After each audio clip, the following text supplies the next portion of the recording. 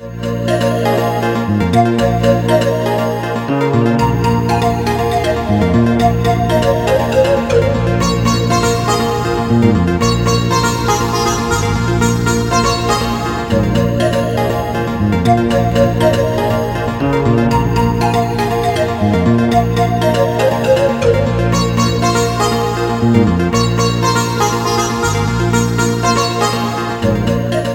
हम मिस्र में हैं और मेरे पीछे आपको दुनिया के मारूफ तरीन तारीखी अजूबे अहराम नज़र आ रहे होंगे। ये अहराम जो हैं, आप किसी भी वेबसाइट पे चले जाएं, किसी भी किताब में देख लें, हर जगह जो दुनिया के 5 बड़े अजायब हैं उनमें ये अहराम शामिल है।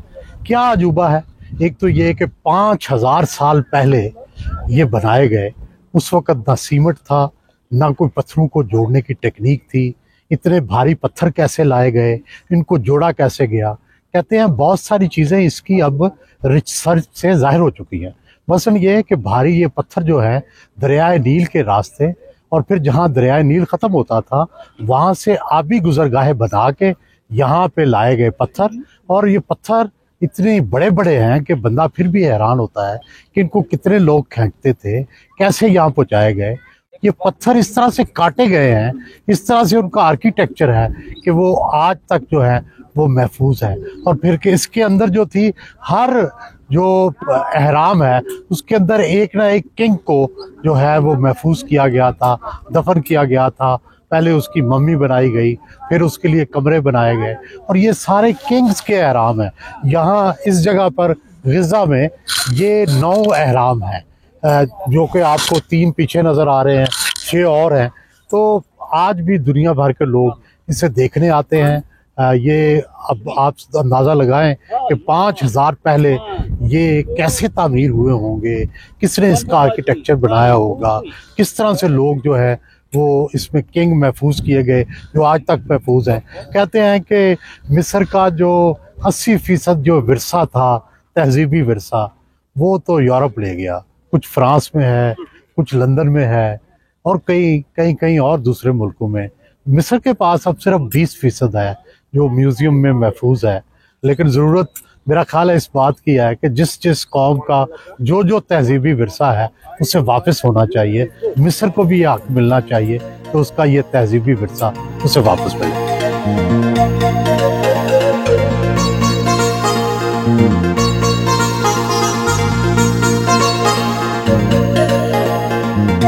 अहराम मिस्र की एक खूबसूरत याद 1940 की दिहाई की भी है, जब मोहतरमा फातिमा जना और कायदे आज़म मोहम्मद अली जना मिस्र आए, दौरे पर आए, छुट्टियां गुजारने आए, और दोनों की ऊँट पर बैठे हुए एक तस्वीर अब भी आर्काइव महफूज है। तो इससे ये पता चलता है कि एक तो कि अहराम मिस्र की तारीख़ी अहमियत क्या है।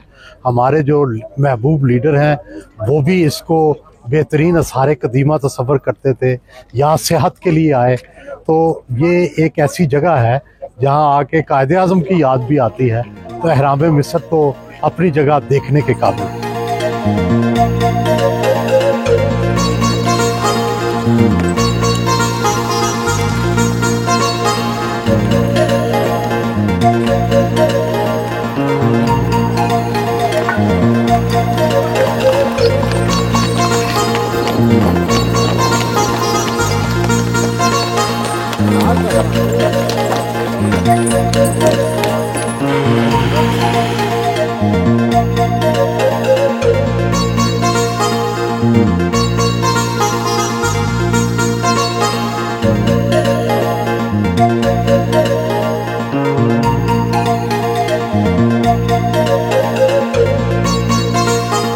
मेरे पीछे आपको स्फिंक्स नज़र आ रहा होगा। ये दियोमलाई किरदार है और ये अहरामों के साथ है, और इसमें जो चेहरा है वो एक खूबसूरत नौजवान का, बाल एक खूबसूरत औरत के, और जिस्म शेर का है। तो ये एक देवमालाई किरदार है, पुरस्कार किरदार है, और समझा जाता है कि ये यहाँ पे गार्डियन था इस सारे कब्रिस्तान का, इन अहरामों का। और दिलचस्प बात यह है कि इम्तदाद ज़माना से ये मिट्टी में चला गया था और बिल्कुल छुप गया था। जब नेपोलियन ने मिस्र फतह किया तो उस वक्त उसको ये नहीं पता था कि यहाँ स्फिंक्स भी दफन है। उसने अहराम तो देखे लेकिन अबुल होल नहीं देख सका। लेकिन अबुल होल जो है वो बिल्कुल सामने नज़र आता है, और इसकी जो मुख्तलिफ फॉर्म्स है वो आपको यूरोप में मिलती हैं, लेकिन जो ओरिजिनल है वो यही है।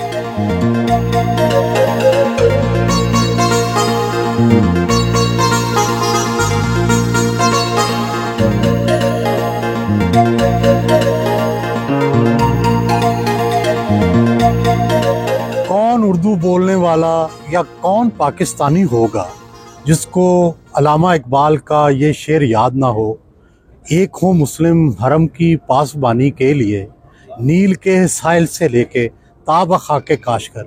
मैं आज नील के साथ, दरियाए नील ये बह रहा है, मैं इसके साथ बैठा हूँ, और मुझे काशगर भी जाने का इत्तेफाक हुआ जो कि चाइना के सूबा शिनजियांग या सिंकियांग में है। और मैं देखता हूँ कि अल्लामा की वुसअत नज़र में उन्होंने ये सोचा था कि सारे मुसलमान इकट्ठे हो के एक उम्मत मुस्लिमा बन जाएं, लेकिन आज के जब मैं हालात देखता हूँ तो मुझे सारी उम्मत मुस्लिमा बिखरी हुई नज़र आती है। पाकिस्तान ही देख लें कि पाकिस्तान के इस वक्त जो दोनों मुस्लिम हमसाया ममालिक हैं, अफ़गानिस्तान हो जाए या ईरान हो जाए, दोनों के साथ तल्लुकात जो हैं वो ठीक नहीं है।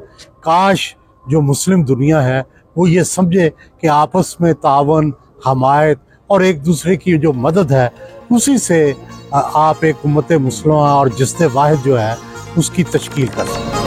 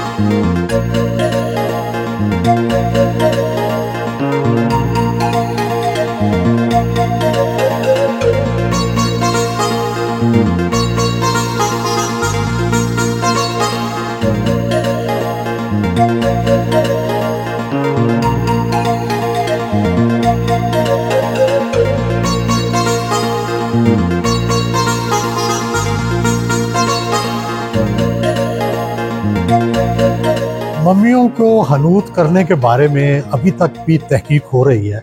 आप ये देखें, ये एक ऐसी मम्मी है जिसको हनूत किया गया है और इसके इर्द गिर्द कपड़ा बांधा गया है, और कपड़े के अंदर मुख्तलिफ जो केमिकल्स हैं वो मौजूद हैं ताकि ये लाश जो है ये ख़राब ना हो। पहले लाश को केमिकल्स दिए गए हैं, फिर उनके ऊपर कपड़े चढ़ाया जाता था, फिर उसके ऊपर जो है वो लकड़ी का या पत्थर का जो है वो केस बनाया जाता था। तो ये आज भी ऐसे लगता है कि इट वॉज अ मिरेकल। ये किस तरह उस ज़माने में ये सारी साइंटिफिक तरक्की कि आज तक वो लाशें महफूज हैं, आज तक उनकी शान व शौकत, उनके रंग, ये सब महफूज है।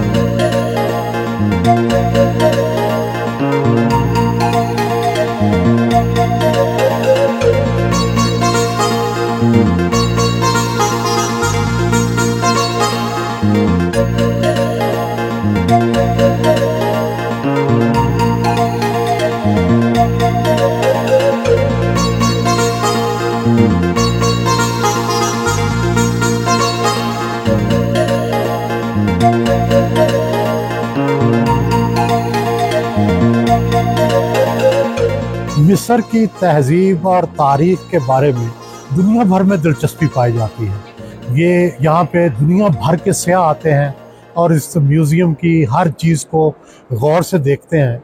और ज़रूरत इस बात की है कि हम पाकिस्तान में मोहनजोदाड़ो, हड़प्पा और इसी तरह टेक्सला और बाकी वो जो तारीख़ी बुद्ध मत की इमारत हैं उनमें भी इस तरह की सहूलतें फ़राहम करें ताकि लोग गैर मुल्की सयाह भी आ सकें, सियाहत को भी फ़रोग़ पा सकें और मुल्की सयाह भी जाके देख सकें कि पाकिस्तान के कल्चर के अंदर, तहज़ीब के अंदर, तारीख़ के अंदर क्या क्या गुज़रा है। बुद्ध मत की तहज़ीब बहुत बड़ी तहज़ीब है। मैं साउथ कोरिया में गया, वहाँ मैंने देखा कि पाकिस्तान के इलाके से वहाँ जाके एक सेटल हुए हैं बुद्ध मत के जो थे, वहाँ उनके यूँ समझिए कि एक फ़िरके के बुद्ध मत के फ़िरके के बानी थे, तो उनका नाम भी जोगी है क्योंकि हिंदुस्तान में पाया जाता है, पाकिस्तान में पाया जाता है। तो हमें भी ज़रूरत है कि अपने कल्चर को फ़रोग़ देने के लिए, अपने फ़ॉरेन एक्सचेंज बढ़ाने के लिए ये ज़रूरी है कि सियाहत को फ़रोग़ दें।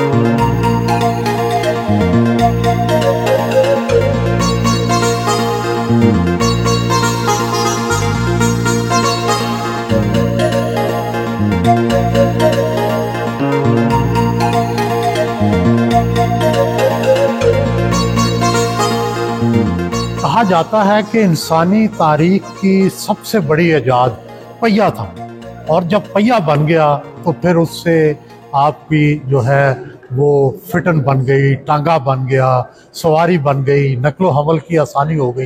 यहाँ आप देखें मिस्री तहजीब में भी उस वक्त जो था इस तरह की सवारी मौजूद थी जिसको मर्द जो इंसान खींचते थे, लेकिन बाद में हमने देखा कि जब जंगों में घोड़े खींचते थे, उनकी जो चैरियट होती थी, तो ये बड़ा एक इम्पॉर्टेंट सफ़र है। बदकिस्मती से हमारे मोहनजोदाड़ो में और हड़प्पा की तहजीब में अभी तक ये नहीं आया था, तो इस वजह से ज़राए नकलो हमल भी हमारे पास उस वक्त नहीं थे और शायद इसलिए हमारी तहजीब थोड़ी पीछे रह गई बाकी तहजीब।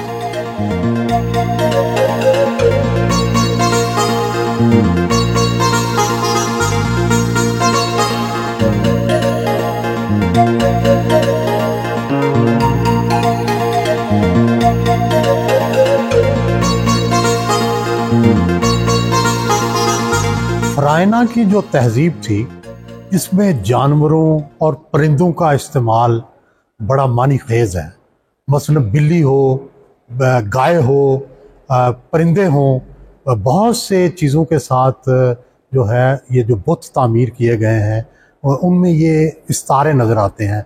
बिल्ली बहुत ज़्यादा इस्तेमाल हुई है, सांप का इस्तेमाल जो है वो भी नज़र आता है जो कि मिस्र की पुरस्रासियत में और इजाफा करता है। दूसरी तरफ हम मोहनजोदाड़ो में देखते हैं कि वहाँ ना आपको कोई घोड़े की पिक्चर नज़र आती है, ना कोई और ज़्यादा जानवरों की।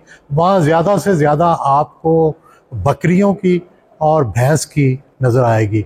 घोड़ा तो बिल्कुल उस वक्त बड़े सग़ीर में था ही नहीं, लेकिन इजिप्ट के अंदर उस वक्त भी घोड़े थे और उस वक्त भी जो घोड़ों का इस्तेमाल जंगों के लिए भी और ज़राए नकलो हमल के लिए भी यूज़ होता था। तो ये भी एक बड़ा फ़र्क है हमारी बड़े सग़ीर की तहज़ीब में और जो यहाँ की तहज़ीब है मिस्र की उसमें।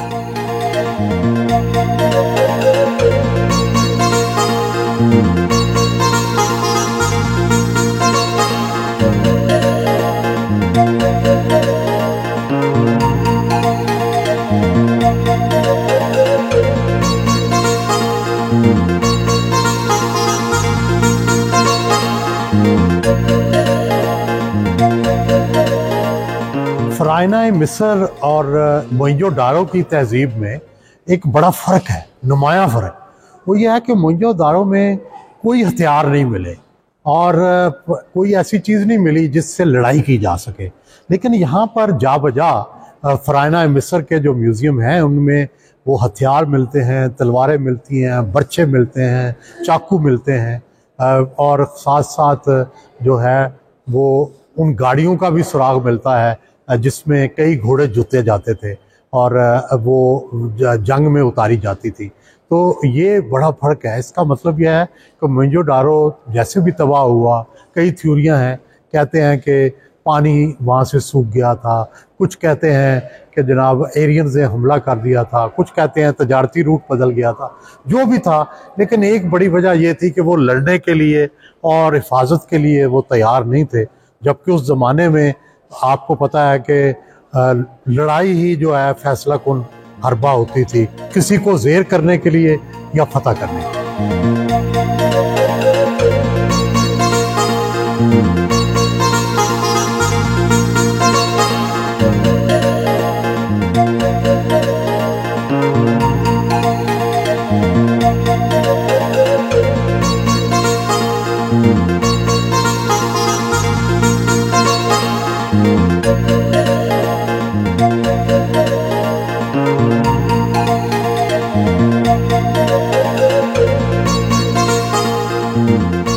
मिस्र की तारीख पुरस्कार कहानियों में छुपी हुई है।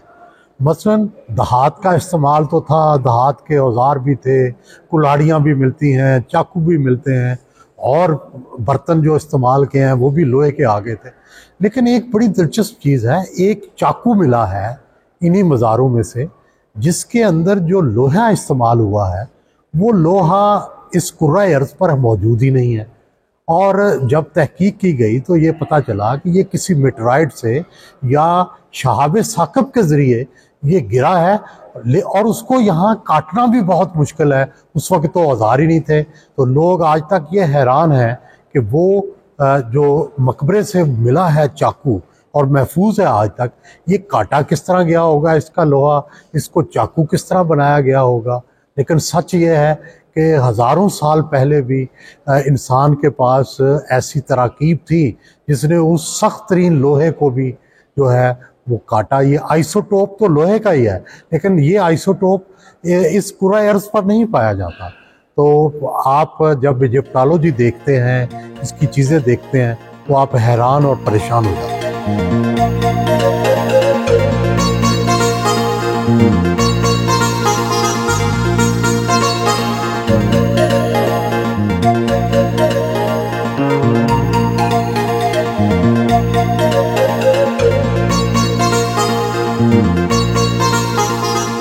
मम्मी के ऊपर जो नक्शो निगार है वो तो अपनी जगह, लेकिन हर मम्मी को फिर आगे पत्थर के एक केस में या कवर में जो महफूज किया जाता था, और उस पत्थर के ऊपर भी उस मम्मी की जो ओरिजिनल शक्ल है वो बनाई जाती थी। जैसे आप ये देख रहे हैं कि ये पत्थर का वो कवर है और इसके बाद फिर एक और कवर होता था। इसीलिए ये सदियों से जो है महफूज रही हैं। एक तो आ जाता है कि इनके अंदर जो केमिकल्स यूज़ किए गए थे इस वजह से मम्मीज़ महफूज रहीं, और फिर इनके ऊपर जो कवर थे उनको इस तरह से बनाया गया था कि 2-3 स्टोन के कवर थे इनके ऊपर, जिससे वो आज तक जो है मम्मियाँ महफूज थी। और जब उनको निकाला गया तो वो उसी हालत में थी जिस हालत में दफन किया गया।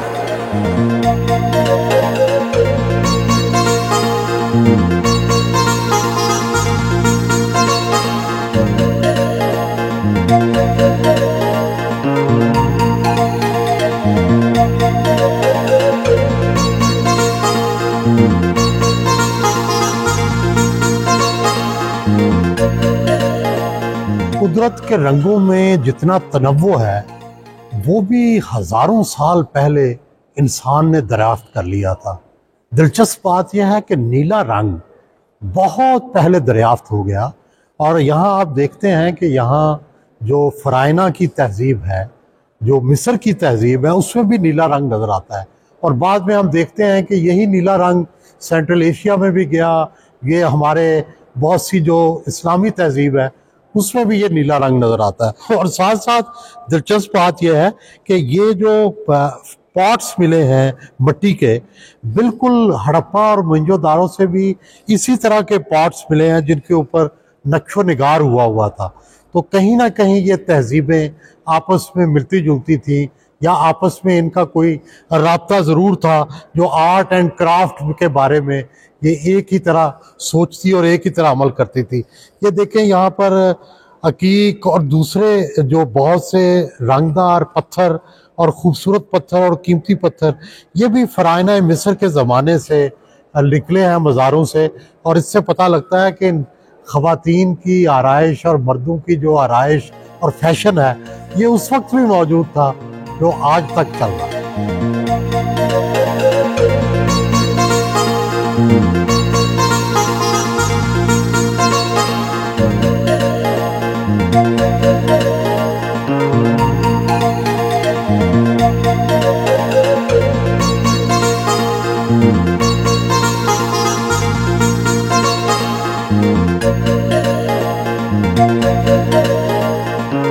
ये मम्मी का जो कवर है ये दरियाफ्त हुआ था एक किंग के मकबरे से, और ये गोल्ड का इसके ऊपर काम हुआ है और साथ शीशा भी लगा हुआ है। बाद ये हुआ कि ये म्यूज़ियम में मौजूद था लेकिन फिर ये गायब हो गया और फिर स्विट्ज़रलैंड से ये दोबारा वापस मंगवाया गया और अब ये यहाँ इस म्यूज़ियम में महफूज है। इससे पता चलता है कि किस तरह मम्मियों को महफूज करके कवर में डाला जाता था। ये वो कवर है जिसको मम्मीफिकेशन करके इस कवर में रखा जाता है।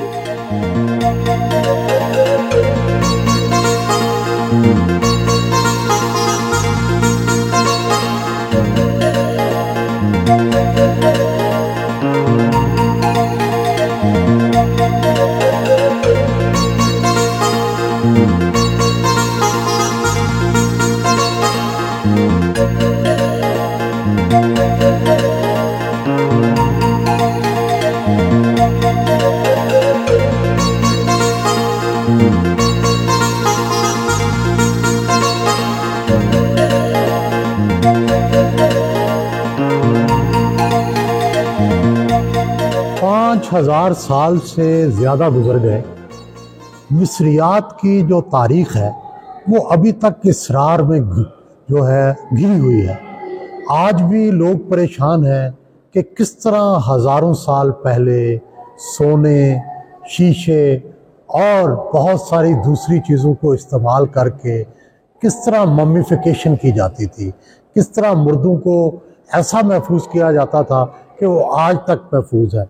ये भी एक बड़ी शानदार मम्मी है मेरे सामने जिसमें गोल्ड का काम हुआ है, जिसमें मुख्तलिफ कीमती जो है वो पत्थर लगे हुए हैं और साथ साथ जो रंगों का इस्तेमाल है वो और भी हैरान कुन है।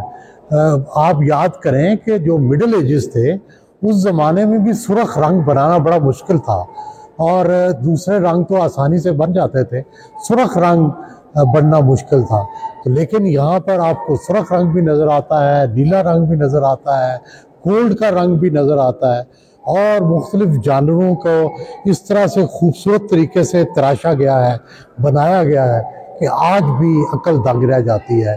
और ऐसे लगता है कि ये काम बस अभी थोड़ी देर पहले हुआ है, जबकि ये हज़ारों साल पहले, कम से कम 5500 साल पहले ये पुरानी मम्मी है।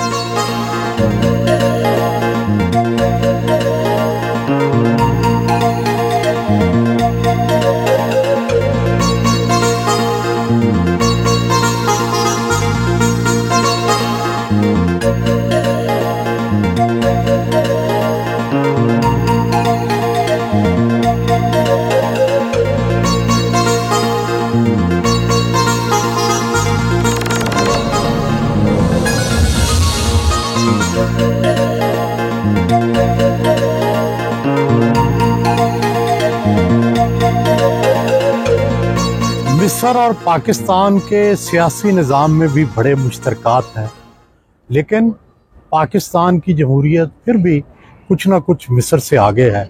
यहाँ आजकल अब्दुल फताह अल सीसी का दौर चल रहा है। इससे पहले हुस्नी मुबारक रहे, उससे पहले अनवार सादात रहे, उससे पहले जमाल अब्दुल नासर रहे। ये सारे ही तकरीबन फ़ौज से तल्लुक़ रखते थे और इन्होंने बड़ी तवील अरसा जो है वो हुकूमत की। और यहाँ पे मिस्र में जो हिज़्ब मुखालिफ है वो शुरू से इख्वानुल मुस्लिमीन रही या ऐसी जमातें रहीं जिनका मजहबी बैकग्राउंड था और इंतहा पसंदी की तरफ भी माइल रहीं। और यहाँ हमारे मिस्र के साथ ये भी जो है वो मुश्तरका चीज़ है कि अनवारुस सादात को इख्वानुल मुस्लिमीन ने स्टेज पर कत्ल कर दिया था और उसके जो उनके मारने वाले थे उनमें जो ऐमन ज़वाहिरी थे उन्होंने ही बाद में उसामा बिन लादेन के साथ मिलकर जो है वो अलकायदा की बुनियाद रखी। और फिर ऐमन ज़वाहिरी वो शख्स थे जिन्होंने पाकिस्तानी वज़ीर आज़म बेनज़ीर भुट्टो को मारने की ज़िम्मेदारी भी कबूल की थी। तो दहशत गर्दी हो या सियासी निज़ाम, ये दोनों मिलते जुलते हैं। पाकिस्तान में भी चार्ज मार्शल ला रहे, तवील अरसा तक जमहूरी जो दौर है वो नहीं आया और पाकिस्तानी इस्टेब्लिशमेंट का अब भी असर रसूख है। मिस्र में तो वो मुकम्मल छाए हुए हैं और इस हद तक है कि उन्होंने बाकायदा तंदूर लोग लगा के फ़ौज ने और गरीबों को रोटियां तकसीम की जाती हैं। इस तक हर शोबे के अंदर उनका असर रसूख जो है वो नज़र आता है।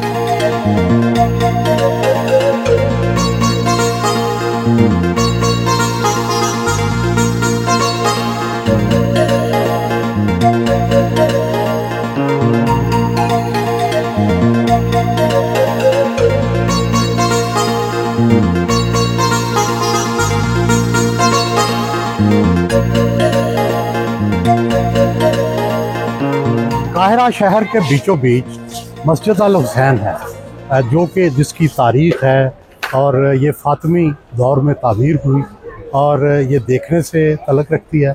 इसके साथ खानम खलील का बाज़ार है, चारों तरफ भीड़ होती है, लोगों का इज़्दिहाम होता है। और अभी हम मस्जिद के अंदर भी चल के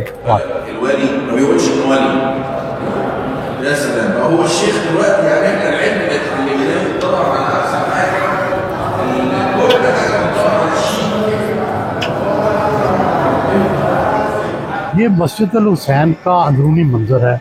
आप देख रहे हैं कि अभी यहाँ नमाज ख़त्म हुई है, लोग मौजूद हैं और ये सामने ये जो दरवाज़ा है ये जो है हज़रत इमाम हुसैन का जो सर है वो यहाँ पे दफन है। रवायत यह है कि फ़ातिमी खुलफ़ा इस सर को ख़रीद के लाए थे और यहाँ पर उन्होंने दफन किया था। और इस मस्जिद की तारीख़ भी जामिया अल अज़हर के साथ ही है। जिस ज़माने में जामिया अल अज़हर बना उसी ज़माने में ये मस्जिद भी बनी, इसलिए इसकी एक बड़ी तारीख़ी हैसियत है।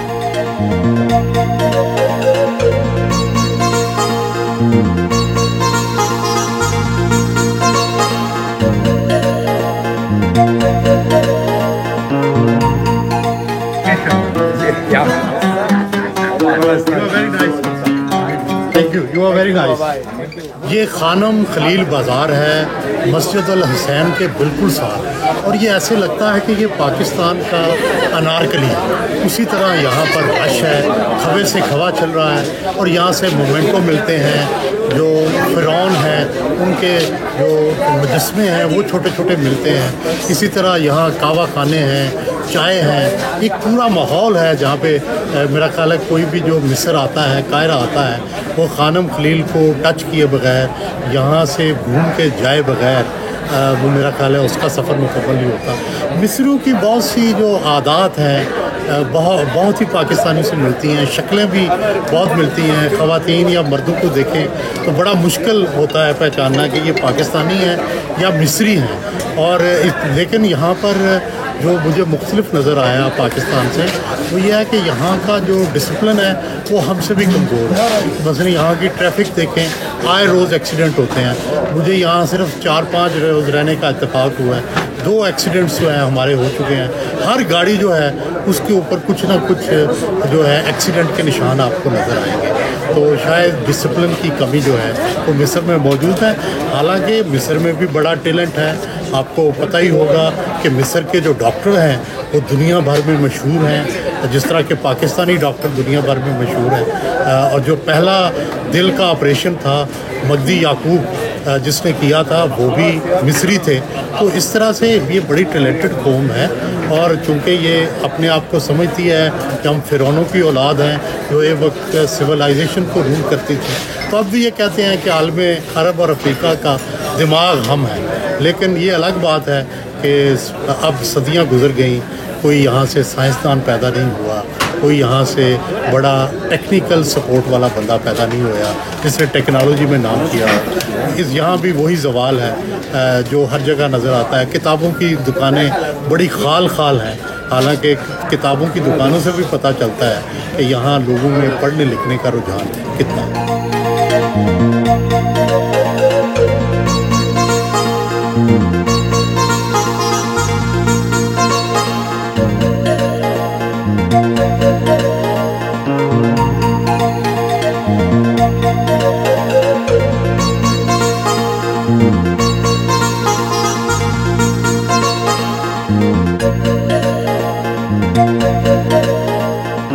ये मेरे पीछे जामियात अल अज़हर का ओल्ड कैंपस है। इसके बारे में कहा जाता है कि ये दुनिया की कदीम तरीन यूनिवर्सिटी है। ये 900 सने ईस्वी में तकरीबन जो है वो तैयार हुई और यहाँ पे पढ़ाया जाता था।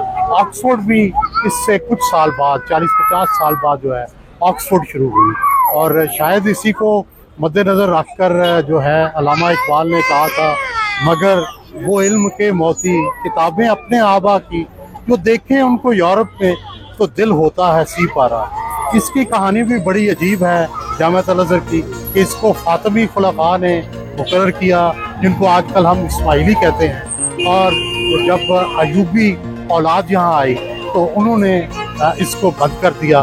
फिर जब ममलूक दौर आया और उस्मानी दौर आया तो तब इसको दोबारा से जो है अरूज हासिल हुआ और अब इसके कई कैंपस हैं। इसका जो न्यू कैंपस है वो बहुत बड़ा है। ये ओल्ड कैंपस है, ये अब ज़्यादातर जो है तारीखी तौर पर इसकी अहमियत है, अब अगर ना ज़्यादा तालीम व तदरीस जो है न्यू कैंपस पे मुंतकिल होगी।